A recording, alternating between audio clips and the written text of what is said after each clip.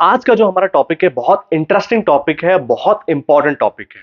वो है why Republic day is celebrated on 26 January.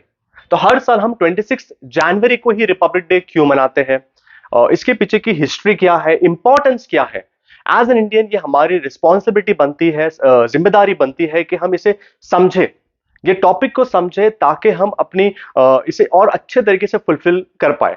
But unfortunately हमारे कंट्री में मैनी जो लीडर्स है, बहुत सारे जो लीडर्स हैं, नेता हैं, उनको इस बारे में नहीं पता है। तो आज हम ये जानेंगे कि क्यों सेलिब्रेट करते हैं, इसके पीछे की हिस्ट्री क्या है, इंपॉर्टेंस क्या है, एवरीथिंग। और मैं आज आपको एक नए मेथड से सिखाऊंगा, action reaction method. Action reaction method, हाँ थोड़ा डिफरेंट है, बट बहुत मजेदार है और आपको पूरी स्टोरी बहुत अच्छे से समझ में आएगी। So let's begin. सबसे पहले शुरुआत होती है हमारे 3 जो डेज है, बहुत इंपॉर्टेंट है। First is independence day. अब इंडिपेंडेंस डे तो हमें पता है, जैसे कहते हैं आजादी दिवस, राइट, यौम आजादी कहते हैं, या फिर स्वतंत्रता दिवस भी कहते हैं। अब इंडिपेंडेंस का मतलब होता है कि हमें आजादी मिली, वी गॉट फ्रीडम। किससे? ब्रिटिशर्स से, क्योंकि ब्रिटिशर्स हमारी कंट्री पे रूल कर रहे थे, राज कर रहे थे। तो हमें आजादी मिली, कब मिली? 15 अगस्त 1947 को। ठीक है, ये तो क्लियर है। बट कॉन्स्टिट्यूशन डे जो है, यानी संविधान दिवस, या फिर रिपब्लिक डे, इसे यौम जमहूरिया कहते हैं, या गणतंत्र दिवस, ये दोनों में थोड़ा कंफ्यूजन है कि क्या है एग्जैक्टली। देखिए, कॉन्स्टिट्यूशन डे का मतलब होता है संविधान हमारा बना, ओके, प्रिपेयर हुआ। अगर आप हमारी कॉन्स्टिट्यूशन बुक का फर्स्ट पेज जो देखोगे, प्रीएम्बल का, उसमें लिखा है कि कॉन्स्टिट्यूशन अडॉप्टेड ऑन 26 नवंबर 1949, यानी बन गया, प्रिपेयर हुआ, अडॉप्ट हुआ कब? 26 नवंबर 1949 को।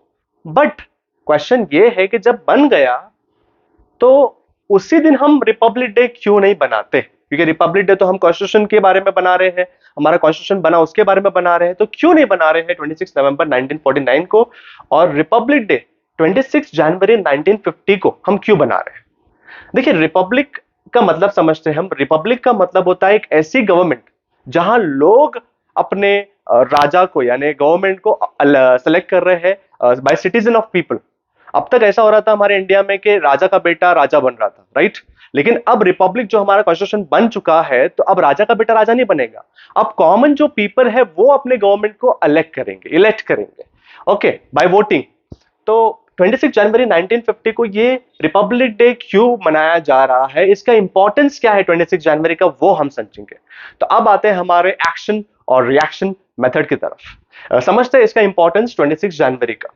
तो सबसे पहला स्टार्ट होता है हमारा number 1, Simon commission. Simon commission जो है वो सर जॉन साइमन के नाम पे रखा गया है। इसका एक और वर्ड है स्टैट्यूटरी कमीशन। अगर आप कोई कॉम्पिटिटिव एग्जाम दे रहे हैं, यूपीएससी का या फिर कोई भी कॉम्पिटिटिव एग्जाम दे रहे हो, उसके लिए बहुत इंपॉर्टेंट है कि साइमन कमीशन का अदर नेम क्या है? Statutory commission. ओके, तो साइमन कमीशन क्या हुआ कि नवंबर 1927 को साइमन कमीशन जो है उसे अपॉइंट किया। किसने अपॉइंट किया? ब्रिटिश गवर्नमेंट ने। ओके, अब अपॉइंट तो हुआ नवंबर 1927 को, लेकिन दिसंबर, जनवरी एंड फरवरी, आफ्टर 3 मंथ्स, दैट इज 3 फरवरी 1928 को, वो जो टीम है साइमन कमीशन की, उसमें 7 लोग थे, 7 ब्रिटिशर्स थे, वो इंडिया में आए। कब आए? 3 फरवरी 1928 को। तो जब वो लोग इंडिया में आए और लोगों को पता चला कि साइमन कमीशन आए हैं, अब क्यों आए हैं, इसके पीछे 2 इंपॉर्टेंट रीजन है। फर्स्ट इज कि उनको एनालाइज करना था गवर्नमेंट ऑफ इंडिया एक्ट, जो कि 1919 में पास हुआ था, उसको एनालाइज करना था, उसे समझना था। तो उसके लिए वो लोग आए थे। ये तो पहला रीजन है, ये तो क्लियर है। बट प्रॉब्लम यहां ये आती है सेकंड, कि वो लोग ये भी देखना चाहते थे कि कॉन्स्टिट्यूशन जो है, उस वक्त जो कॉन्स्टिट्यूशन थी हमारे इंडिया की, यानी ब्रिटिशर्स की जो थी, उसका एडमिनिस्ट्रेटिव रिफॉर्म करना था, चेंजेस करना था। अब लोगों को ये गुस्सा आ रहा था कि ये 7 ब्रिटिशर्स वहां से बाहर से आके हमारा सारी रूल्स और रेगुलेशन बनाएंगे, हमारा लॉ बनाएंगे और हमको इंक्लूड तक नहीं करेंगे।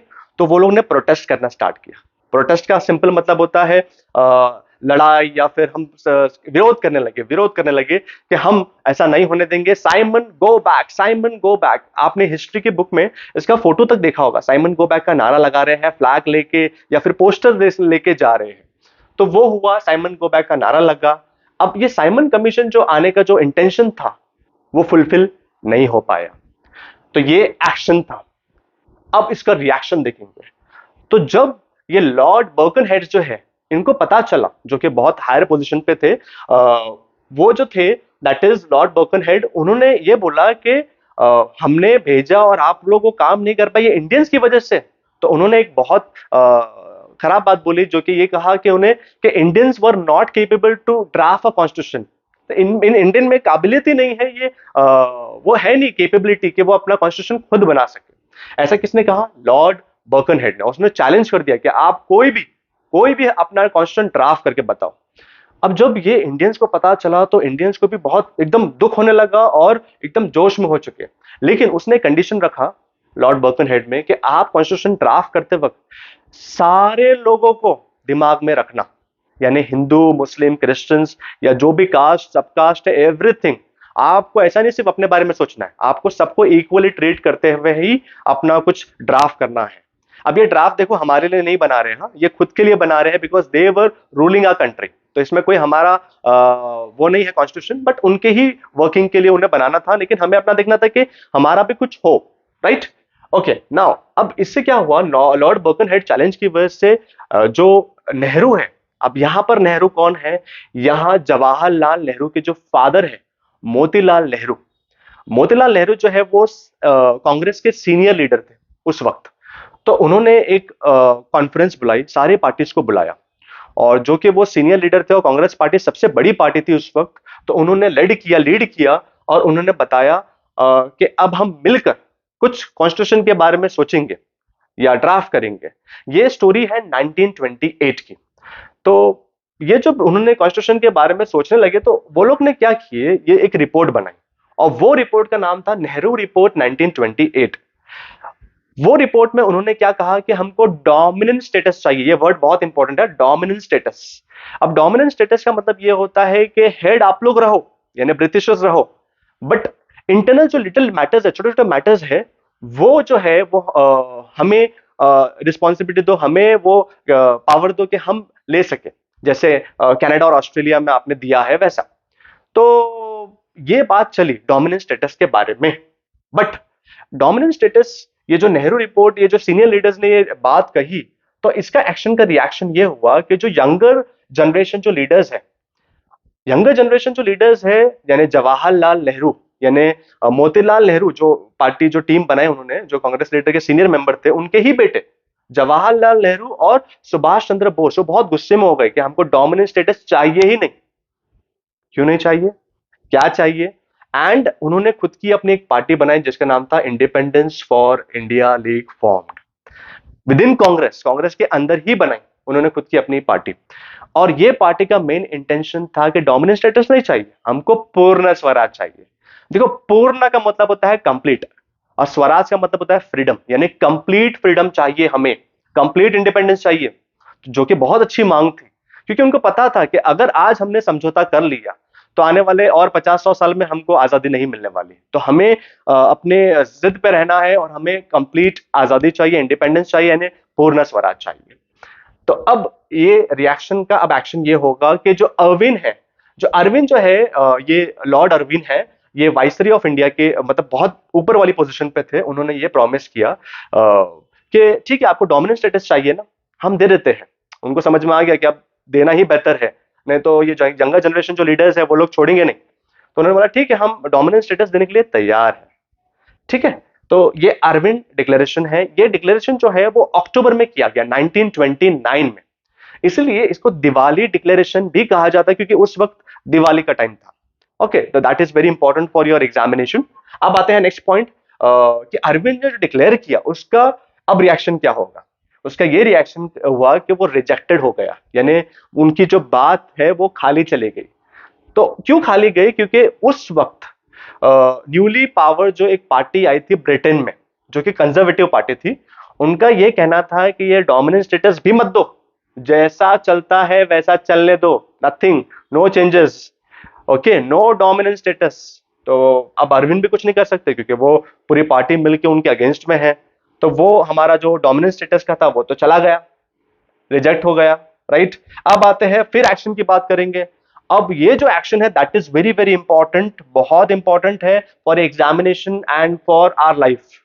19 दिसंबर 1929 को लाहौर का कांग्रेस सेशन हुआ, जो कि हर साल होता है। तो लाहौर का जब कांग्रेस सेशन हुआ तो उसमें यंगर जनरेशन जो लीडर है वही जवाहरलाल नेहरू एंड सुभाष चंद्र बोस। तो ये इन्होंने क्या किया, कहा कि हमको डोमिनेंट स्टेटस नहीं चाहिए, जैसा उन्होंने पहले भी बात किया था। और हमको डोमिनेंट स्टेटस नहीं चाहिए, हमको क्या चाहिए, हमको पूर्ण स्वराज चाहिए, यानी कंप्लीट इंडिपेंडेंस चाहिए। तो बहुत अच्छी चीज की उन्होंने मांग की और ये रेजोल्यूशन भी पास हुआ। तो अब ये एग्जाम में क्वेश्चन आता है कि when was the resolution pass for पूर्ण स्वराज। तो इसका आंसर है 19 दिसंबर 1929 को पूर्ण स्वराज का रेजोल्यूशन पास हो गया कि अब हमको चाहिए, मतलब चाहिए। अब ये एक्शन का रिएक्शन ये हुआ कि हम लोगों ने ही, हमारे जो लीडर्स हैं सुभाष चंद्र बोस, जवाहरलाल नेहरू, ये लोग ने हमारा जो न्यूली अडॉप्टेड ट्राई कलर जो फ्लैग है, वो फ्लैग जो है वो उन्होंने हॉइस्ट किया, जो कि बहुत बड़ी बात है। ये कहानी है 31 दिसंबर 1929 की। ओके, तो कहां गए वो लोग, on the bank of river Ravi, नदी के तट पर गए, ठंडी का मौसम था, नदी के तट पे गए और जो नदी का जो पानी है उन्होंने ऐसा हाथ में लेते हुए कसम खाई कि एक ओथ लिया, एक प्लेज लिया कि जब तक हमें आजादी नहीं मिलेगी हम सुकून से नहीं बैठेंगे, हम लड़ते ही रहेंगे चाहे हमारी जान क्यों ना चले जाए। तो बहुत इंस्पिरेशन और बहुत बड़ी बात है कि उन्होंने इतना बलिदान और इतना सब कुछ हमारे लिए कर रहे थे। तो उन्होंने प्लेज लिया और हमारा जो न्यूली अडॉप्टेड ट्राई कलर जो फ्लैग है उसे हॉइस्ट किया और स्लोगन दिया, इंकलाब जिंदाबाद, इंकलाब जिंदाबाद, वो नारा लगाया। तो ये बहुत बड़ा रिएक्शन हुआ पूर्ण स्वराज की वजह से। कब हुआ ये, 31 दिसंबर 1929 को। ये बहुत इंपॉर्टेंट है, कहां गए थे, रिवर रावी की तरफ, वहां प्लेज लिया।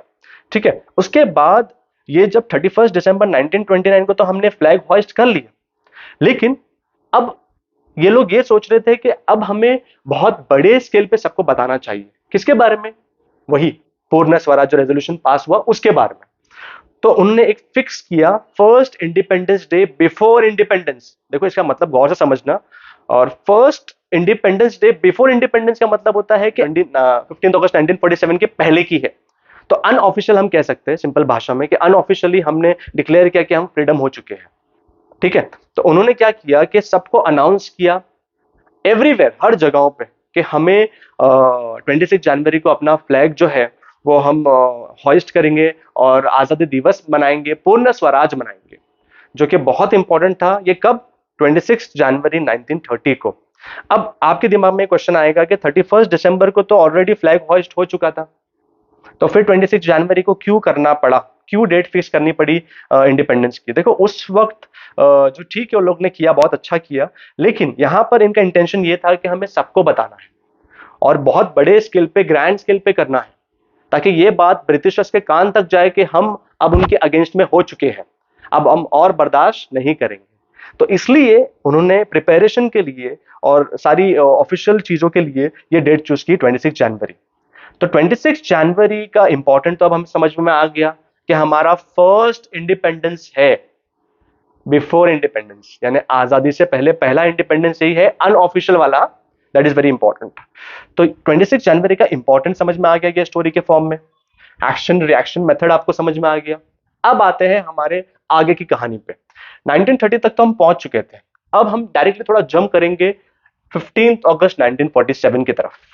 15 अगस्त 1947 को हमें फ्रीडम तो मिल गई। फ्रीडम होने के बाद हमारे पास कॉन्स्टिट्यूशन जो था वो नहीं था। अब कॉन्स्टिट्यूशन क्या होता है, रूल्स एंड रेगुलेशन की जो बुक्स होती है वो होती है, वो नहीं था। तो ये माना गया कि अब हमें कॉन्स्टिट्यूशन बनाना चाहिए, खुद का बनाना चाहिए। आजादी तो अब मिल चुकी है बट खुद का बनाना चाहिए। तो वो बनाने के लिए जो वक्त लगा, टाइम लगा, वो 2 years 11 months 18 days to complete our constitution. बहुत इंपॉर्टेंट है, 2 years 11 months 18 days, इतना टाइम लगा हमारा कॉन्स्टिट्यूशन बनाने में। और फाइनली हमारा कॉन्स्टिट्यूशन बन गया। कब बना, 26 नवंबर 1949। अब आइए डेट, 26 नवंबर 1949, तो हमारा कॉन्स्टिट्यूशन अडॉप्ट हो गया, बन गया। कब बना, 26 नवंबर 1949 को। ओके, और बट यहां पर यह बात थी कि जो कांग्रेस के जो लीडर्स थे, जो कि कॉन्स्टिट्यूशन बनाने के जो मेंबर्स भी थे, मेंबर ऑफ कॉन्स्टिट्यूशन भी थे, तो उन्होंने क्या बोला कि 26 नवंबर 1949 को कॉन्स्टिट्यूशन बन चुकी है हमारी, लेकिन पिछले 18 ईयर्स से, 18 ईयर्स यानी 1930 से लेके 47 तक, 1930 से लेके 47 तक, लास्ट 18 ईयर्स से हम अपना इंडिपेंडेंस डे क्या बना रहे हैं, यानी पूर्ण स्वराज डे क्या बना रहे हैं, 26 जनवरी। अब 1947 को तो हमको आजादी मिल गई, लेकिन अगस्त में मिली, तो उस वक्त भी हमने जनवरी में सेलिब्रेट किया था। तो अब उन्होंने ये कहा कि जब इतना इंपॉर्टेंट डे है और इतने सालों से हम सेलिब्रेट कर रहे हैं पूर्ण स्वराज को, कंप्लीट इंडिपेंडेंस को, और हमारे लीडर्स ने इतना बलिदान दिया, सब कुछ किया, तो क्यों ना यही डेट को हम अपना कॉन्स्टिट्यूशन जो डे है वो बनाए। तो बन गया हमारा 26 नवंबर 1949 को कॉन्स्टिट्यूशन, प्रिपेयर हो गया, अडॉप्टेड हो गया, बन गया। लेकिन इंप्लीमेंट कब करना था उनको? After 2 months. क्यों 2 मंथ्स करना था? क्योंकि 26 जनवरी जो है वो बहुत इंपॉर्टेंट डेट है। क्यों इंपॉर्टेंट डेट है? क्योंकि वो दिन 1930 को पहली बार हमने अपना फ्लैग होइस्ट किया था, नंबर 1, जो कि अनऑफिशियल था, लेकिन सब लोग में बहुत बड़ी चीज है, बहुत बड़ा जोश है, और एक ब्रिटिशर्स को बहुत बड़ा एक करारा जवाब था उनके लिए। तो ये डेट इसलिए इंपॉर्टेंट है। और लेकिन यहां पर एक और बात है कि जो हमारे कॉन्स्टिट्यूशन के अंदर जो कुछ प्रोविजंस हैं, यानी कुछ पॉइंट्स हैं, वो 26 नवंबर से ही इंप्लीमेंट होना शुरू हो गया। कौन से पॉइंट्स है? जैसे सिटीजनशिप है, इलेक्शंस है, ये सारी चीजें केम इनटू फोर्स यानी उसी वक्त आ गई, जैसे 26 नवंबर 1949 को, जब हमारा कॉन्स्टिट्यूशन बन चुका। अब 26 नवंबर 1949 को तो बन गया। अब सारे लोगों ने क्या बोला कि नहीं, हम 2 मंथ्स और वेट कर लेते हैं। क्यों वेट करेंगे? क्योंकि 26 नवंबर के बाद अब जो डेट आने वाली है वो है 26 जनवरी, एग्जैक्टली 2 मंथ्स, और वो हमारा होगा रिपब्लिक डे। तो उन्होंने 2 मंथ्स रुका, और हमारा जो मेजर जो पार्ट है कॉन्स्टिट्यूशन का, वो फोर्स आया, यानी बना, इंप्लीमेंट किया गया 26 जनवरी 1950 को, 26 जनवरी 1950 को। इसलिए इसको डेट ऑफ इट्स कमेंसमेंट भी कहते हैं। That is very very important. तो डेट ऑफ इट्स कमेंसमेंट क्या है? 26 जनवरी 1950, और वो दिन से हम रिपब्लिक डे मना रहे हैं हर साल। तो इस तरह से हमारा कॉन्स्टिट्यूशन जो बना, अडॉप्टेड हुआ, प्रिपेयर हो गया, बन गया 26 नवंबर 1949 को। बट जो कि ये इतनी इंपॉर्टेंट हिस्ट्री है, उससे ये पता चलता है कि 26 जनवरी 1930 में जो हुआ बहुत इंपॉर्टेंट था। 26 जनवरी जो डेट है बहुत इंपॉर्टेंट है, इसलिए 2 मंथ्स हमने वेट किया, और 26 जनवरी को ही, बट इसके 1949 के बाद 2 महीने के बाद ईयर चेंज हो गया, दिसंबर जनवरी 1950 को हमने अपना रिपब्लिक डे यानी गणतंत्र दिवस सेलिब्रेट किया। सो इस तरह से हमारे जो लीडर्स हैं, जवाहरलाल नेहरू, सुभाष चंद्र बोस और बाकी बहुत सारे लीडर्स, हर लीडर ने बहुत बलिदान दिया, सेक्रीफाइस किया, और ये सारी चीजें, स्पेशली डॉक्टर अंबेडकर ने भी उसमें कॉन्स्टिट्यूशन बनाने में बहुत बड़ा उनका कंट्रीब्यूशन है। तो बहुत सारी चीजें हैं, लेकिन आज हमारा क्वेश्चन ये था कि why Republic day celebrated on 26 of January. तो ये आपको आंसर मिल गया कि क्यों सेलिब्रेट करते हैं। ओके, सो आई होप आपको ये टॉपिक अच्छा लगा होगा, और मैं चाहूंगा ये टॉपिक आप अपने फ्रेंड्स, फैमिली मेंबर्स, और अगर आप टीचर्स हो, अगर टीचर्स देख रहे हैं तो अपने स्टूडेंट्स को फॉरवर्ड करें, और हर जगह इसे फैलाए ये टॉपिक को, क्योंकि हमें सबको पता होना चाहिए कि why we are celebrating republic day on 26th of January. So thank you for watching this video. Take care. Goodbye.